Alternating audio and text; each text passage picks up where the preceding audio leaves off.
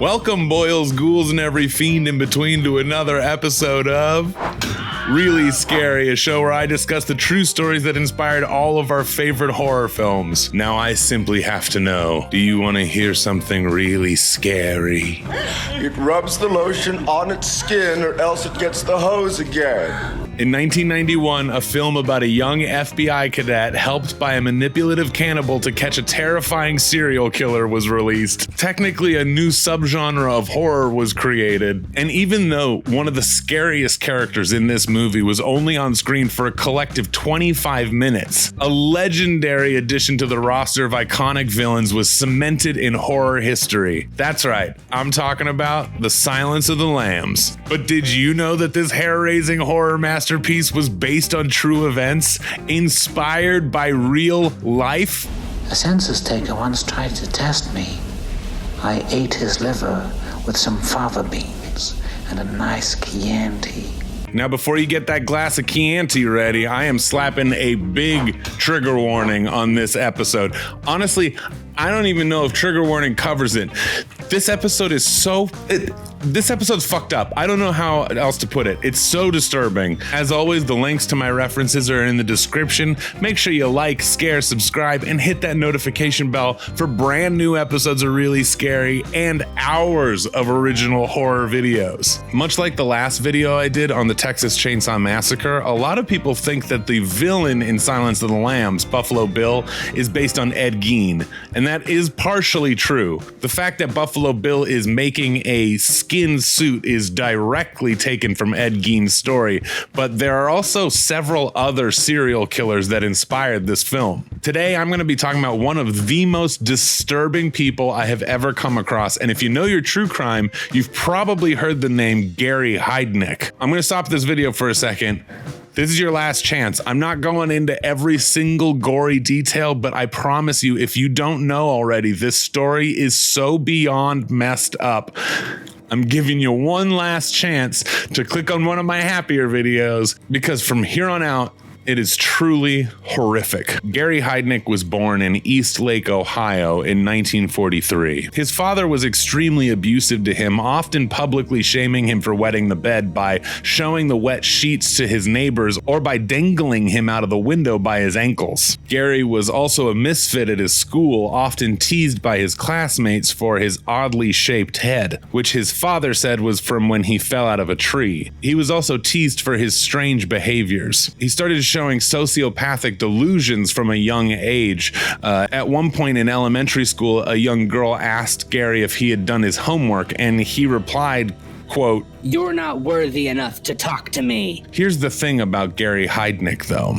He was extremely smart. By the age of 17, he had an IQ of 148 and was apparently talented at manipulating people. He enlisted in the army, but after 13 months was discharged after being diagnosed with schizoid personality disorder. Gary spent the next several years in and out of different psychiatric hospitals and attempted to take his life at least 13 different times. And after hearing this story, you're gonna wish he was successful. It was after his diagnosis that he thought he found his true calling. That's when he started the United Church of the Ministers of God. Despite what you might think, his church actually became pretty successful. By 1986, he was able to raise $500,000, which in today's money is $1.5 million. Now, I want you to keep in mind, he was running this church from inside his house the entire time the rest of this story plays out. Okay?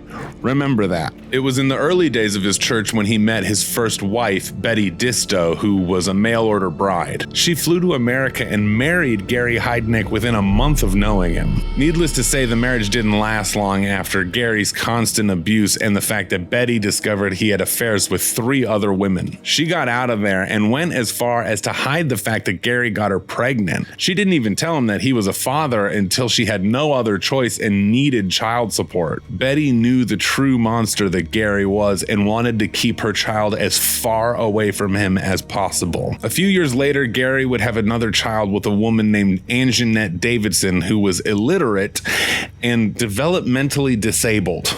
Their daughter, Maxine, was immediately placed into foster care. Shortly after, Gary was arrested for the assault and kidnapping of Anjanette's sister, Alberta, who had been living in an institution for the developmentally disabled in Penn Township. After getting out of jail, Gary took his depravity to a whole new level. Gary Heidnik captured his first victim, Josefina Rivera, in 1986. Josefina was a part-time sex worker who was lured to Gary's house by the promise of money. Gary subdued her, then chained her up in his basement. Over the next couple of days, he dug a large pit in there. He kept Josefina in the pit, sealing it with heavy boards so she couldn't escape. She later said, all I could remember was like a film projector of the things that were going on in my life. It was like, just flipping back. 1 month later, Gary kidnapped Sandra Lindsay as revenge for an abortion she had when they were briefly in a relationship years before that.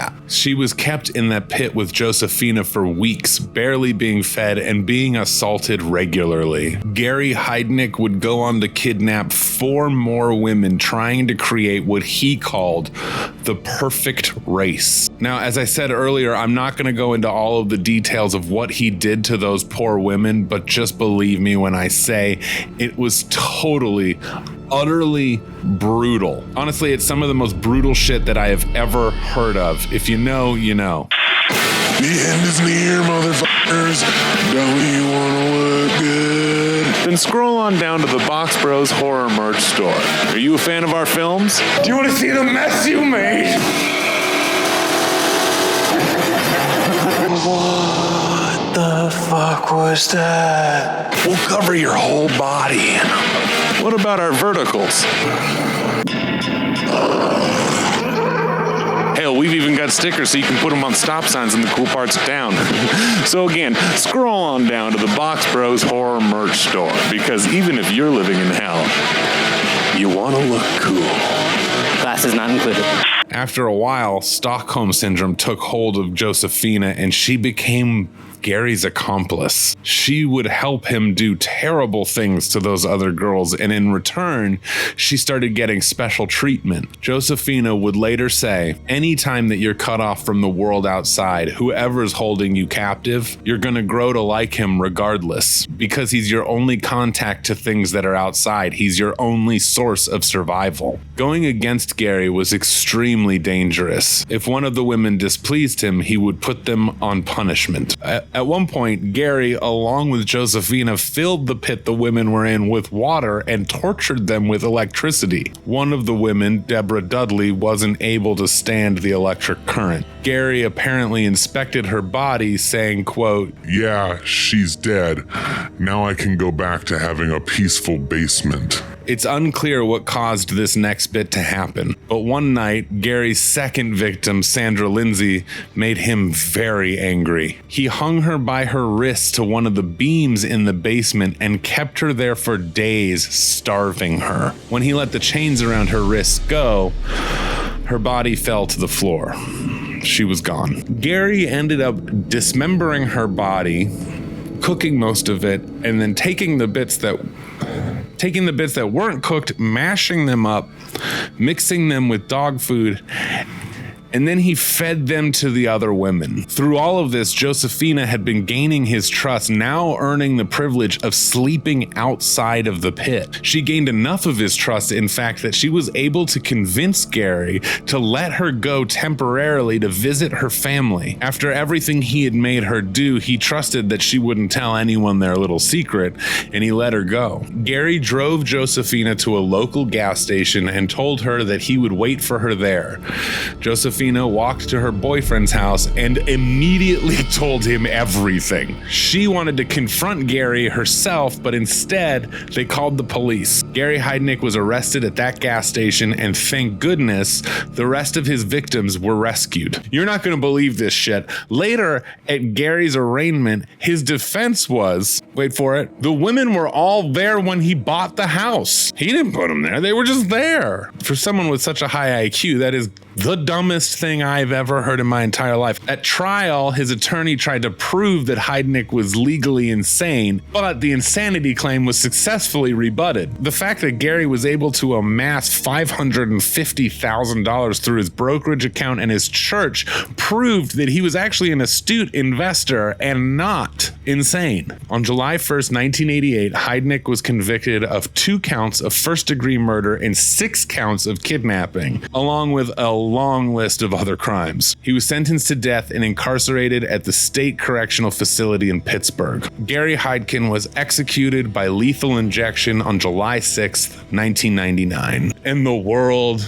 was better for it. Now, back in 1987, author Thomas Harris was trying to come up with a villain scary enough for the sequel to his successful book, Red Dragon. He read the headlines about Gary Heidnik's arrest and the terrible things that he had done. Harris was particularly terrified about the fact that the women were all kept in a pit, and that became a major component for the story. He mixed that element with elements of Ed Gein and Ted Bundy's story to create arguably one of the most terrifying fictional serial killers in history, Buffalo Bill. The novel, The Silence of the Lambs, was obviously a huge success, and 3 short years later, Jodie Foster and Sir Anthony Hopkins were on screen terrifying audiences around the world. Ted Levine's portrayal of Buffalo Bill is completely unhinged and absolutely horrifying. He is so damn terrifying in this movie. The film and its director Jonathan Demme faced backlash from the LGBTQ+ community for its portrayal of Buffalo Bill. Critics have long condemned this film as a harmful pop culture artifact that villainizes and targets transgender individuals. Honestly, looking back now, I do think they could have been way more careful with their comparison of being transgender to a mental disorder, because it's fucking not, and if I see any comments saying otherwise, they will be immediately deleted. Hate is not welcome on this channel. Controversies aside, as a fan of film, I do recommend this movie. It's fucking terrifying. Oh, and by the way, going back to the beginning, when I say that this kind of created a subgenre of film, this was one of the first films considered to be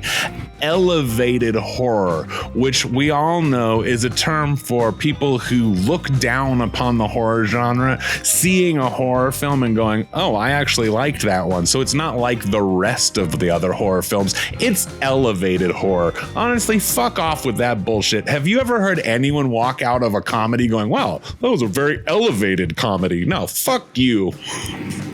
Sorry. If you're still watching this video, I appreciate you so much. I don't even have the words to express how much I appreciate you. Leave the comment lotion in the basket so I know that you have escaped the pit. And remember, these are scary times, and during scary times, scary movies can help us all face and conquer our fears. Make sure to share this video because scaring is caring after all, and check out the Really Scary playlist where you can binge every single episode. Now, if you'll excuse me, I'm having an old friend for dinner. I'll see you in the next episode. Bye, everybody.